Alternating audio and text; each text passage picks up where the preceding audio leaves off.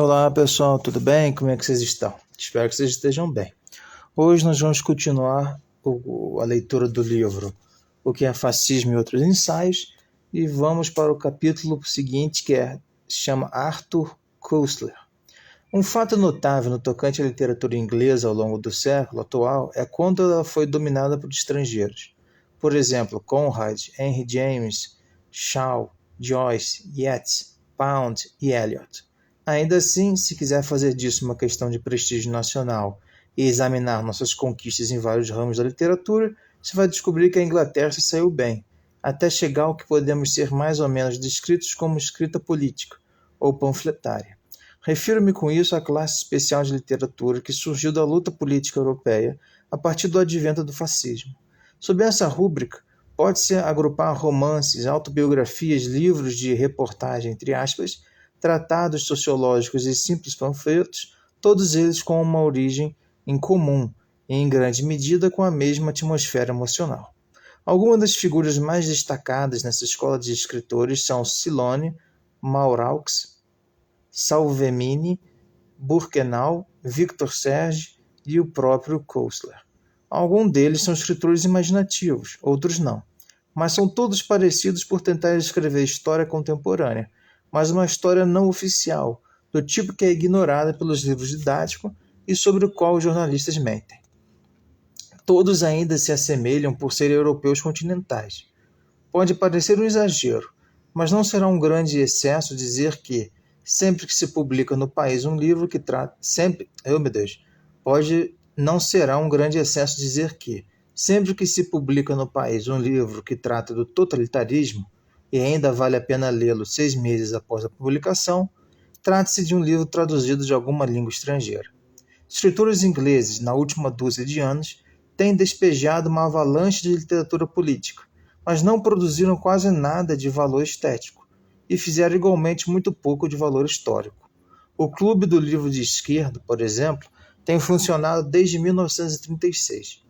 De quantas de suas obras selecionadas você lembra pelo menos o título?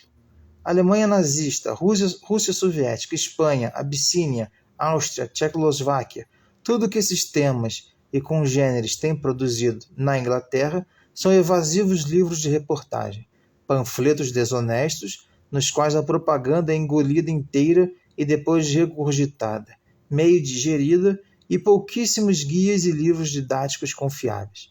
Não houve nada parecido com, por exemplo, Fantamara e O Zero e o Infinito, porque quase não há escritor inglês que tenha passado pela experiência de ver o totalitarismo por dentro.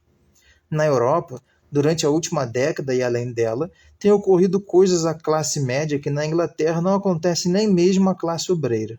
A maioria dos escritores europeus que mencionei acima, e muitos outros como eles, têm sido obrigados a transgredir a lei para se envolver na política. Alguns têm jogado bombas e participado de combates nas ruas. Muitos estiveram na prisão ou em campos de concentração, ou fugiram cruzando fronteiras com nomes falsos e passaportes forjados.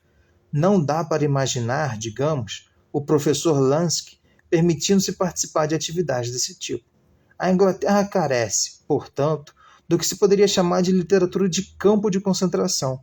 O mundo especial criado pelas forças da polícia secreta, censura de opinião, tortura, simulacros de julgamentos, é conhecido, é claro, e em certa medida desaprovado, mas tem causado um impacto emocional muito pequeno.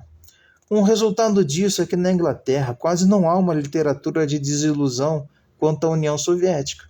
Existe a atitude de desaprovação ignorante, e existe a atitude de admiração à crítica, mas muito pouco há entre as duas.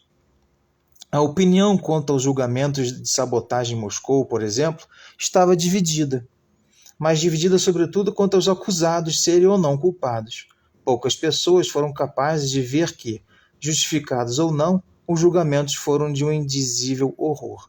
E a desaprovação por ingleses das afrontas nazistas também tem sido algo irreal, que se abre e fecha como uma torneira, de acordo com a conveniência política. Interessante esse ponto. Estamos vendo essa diferença entre conhecimento de causa e apenas a parte ideológica.